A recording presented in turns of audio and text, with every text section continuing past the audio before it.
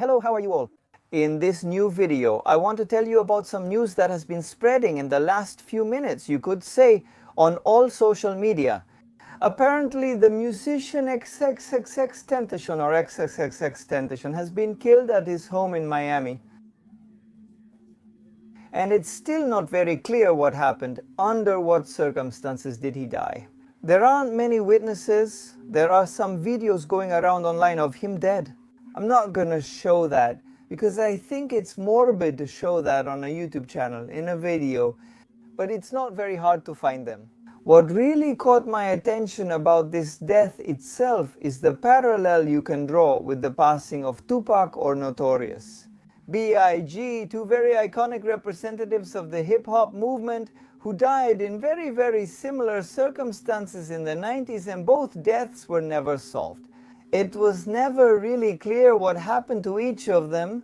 There was talk of many conspiracies, talk of war, of gangs, of record label wars.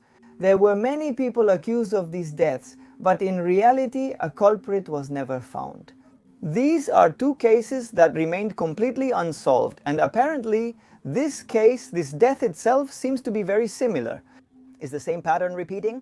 I was reading a bit of news that came out here on this portal called Spin.com. It says that he was murdered in Miami, according to what TMZ reported. It says that an eyewitness tells us that apparently he was found lifeless. They checked his pulse and he didn't have one. The office is currently guarding information. It says that, well, at this moment, the local police office, a Broward sheriff, is gathering information about what happened, to see if any witness can clearly tell us what happened, under what circumstances he died. Here's where it gets interesting. This part reminds me a bit of Tupac's death. He says, the rapper from Florida was reported leaving a motorcycle shop today when someone ran up to his car and shot him.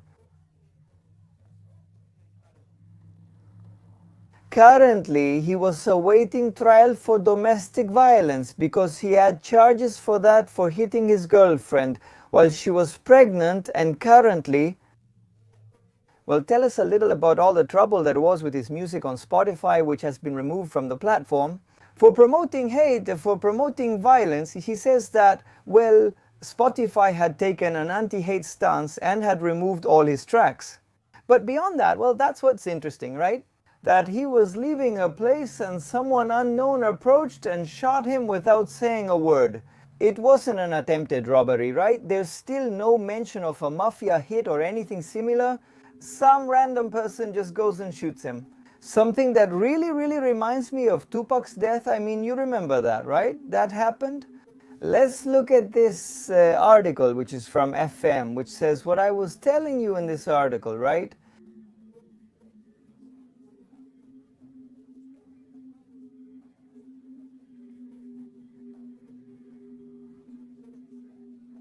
Alright? And it tells us a bit about how the whole story of Tupac's death went. It says, on September 7, 1996, Tupac Shakur went to Las Vegas with Suge Knight, the owner of the Death Row label, to enjoy a boxing match between Mike Tyson and Bruce Seldon, which was held at the Metro-Goldwyn-Mayer Grand Hotel and Casino. The fight ended. Tupac and his crew had their own fight after learning that Orlando Anderson, a member of the Southside Crips gang, was in the lobby of the Metro-Goldwyn-Mayer Grand. Anderson was beaten up by Tupac and his group, since a few weeks earlier Anderson had robbed a member of Death Row in a sneaker store. After the incident, Tupac Shakur got into his BMW with Suge Knight and stopped the car at 1110 Post Meridian at a red light on Flamingo Road. A car stopped to their left, rolled down the window, and Tupac greeted the women inside. Around 5 minutes later, a white Cadillac stopped to their right. The car rolled down the window, but this time Tupac didn't find two women to talk to, but a hail of bullets. 3 struck the rapper, injuring his chest, lung, right hand, thigh, and pelvis. Suge Knight was barely hurt, with just 1 bullet grazing his head, though he claimed it was lodged in him. Shakur was taken to the hospital and underwent surgeries, including lung removal. A week after September 13, while in the intensive care unit, Tupac Shakur suffered internal bleeding and passed away. The official causes of his death were respiratory failure and cardiopulmonary arrest as a result of the wounds caused by the bullets.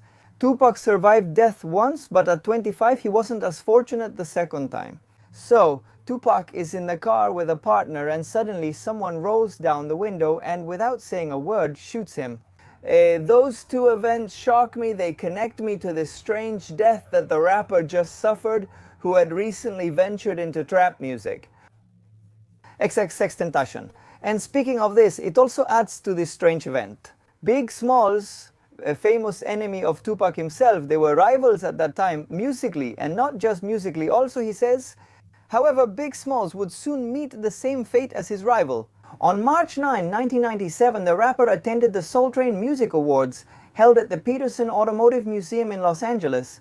After the ceremony, Notorious B.I.G and his colleagues left in their car. The vehicle stopped at a traffic light near the museum, and similar to Tupac's case, a Chevrolet Impala pulled up beside them.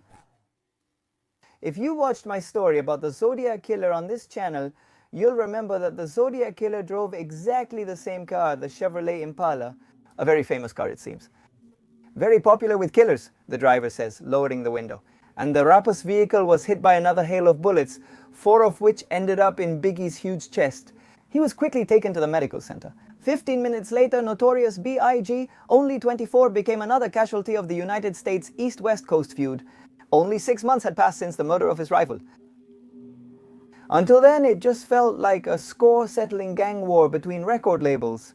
But after searching a bit on the internet, I found a couple of theories. He says it's not about the death, but things more interesting. He talks a little about conspiracies, about the Illuminati. I don't know if you're familiar with Tupac's discography.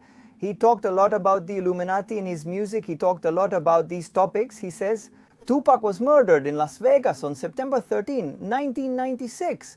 Meanwhile, he was preparing a critical album about the Illuminati called Don Quilluminati, the 7-day theory, which we can translate as the leader kills the Illuminati, the 7-day theory. His name meant Shining Serpent, a reptilian name, and the date of his murder adds up to 11, which was on 13/11. This might be a complete conspiracy. He also says it's a classic conspiracy topic due to multiple versions and an unresolved mystery. They say he faked his death and hid clues in his songs and videos. For example, an ambulance appears or he's shown crucified, but there's no evidence. He changed his name to Machiavelli and is rumored to still be alive in New Zealand or Cuba under a new identity. In 2012, they brought him back as a hologram at a festival since he's still an idol. His catchy, fresh, rebellious lyrics are packed with clues about resurrection and life change. One of Tupac's songs was called All Eyes on Me. It mentions the theory of 7, saying that 7 surrounds Tupac's life. It's a perfection number used by the Illuminati. Lava 777 is Aleister Crowley's most famous work. The video will discuss Aleister Crowley. His 7-year career ended when he was shot 7 times. He died on September 7th at 4:03 = 7 and was born on June 16th, also 7. He was working on an album titled The Theory of 7 when he was killed. I just said it, no, well. And then he also talks a bit about Notorious B.I.G, and here he talks a bit about the premonitions that this musician had. He says, Tupac often expressed fear of being killed. First, he got involved with the record labels and found out that everything was a satanic mess. When he wrote more rebellious lyrics, they started accusing him with false charges. In his last album, he had songs like They Don't Give a Damn About Us, which is the same thing Michael said in one of his black and white albums. And just like Tupac, they ended up killing him. Let's go back to XXXTentacion and talk about some theories about him that we're finding online. I want to be clear, I'm not saying any of this is real or unfounded. I'm just sharing various theories from blogs and the internet on this topic. These aren't my theories, and I don't necessarily believe them. I'm just showing what was coming up. Here, there's a theory that, for example, says that the name 666 was the same as 666 because in terms of numerology, we can equate the letter X with the number 6. The reason is because it follows a Hebrew formula apparently. The 24th letter of the alphabet is X, so 2 + 4 = 6. 666, or 24, 666, it says 666. Tentacion, whose name was Jace Onfroy, had made a video for his debut single called Look at Me, in which a white boy appears being hanged with a rope, he says. Naturally, this caused mass hysteria, he says. However, if we keep watching the video, we'll see that 666 gives us another symbol that suggests he is part of a long, esoteric collection of artists who have devotion to the ancient deity known as Moloch. And, well, he shows us that he makes this symbol. He later shares a link about this. He says another symbol that seems to be repeated by other artists, the all-seeing eye, and he was no exception. He shows us this photo, says well, and continues talking about different rather strange conspiratorial theories about 666Tentacion. And if we go to Twitter, let's go to Twitter, let's see what we can find there. Well, mostly people saying rest in peace. It says the police confirm what nobody wants to hear. 666Tentacion dies at 20. Local authorities confirm that 666Tentacion died after a shooting in Miami. There are good people paying tribute to him, saying rest in peace.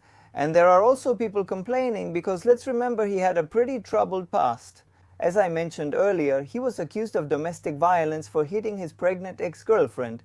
That's why he was a pretty controversial figure, always surrounded by controversy, always living on the edge.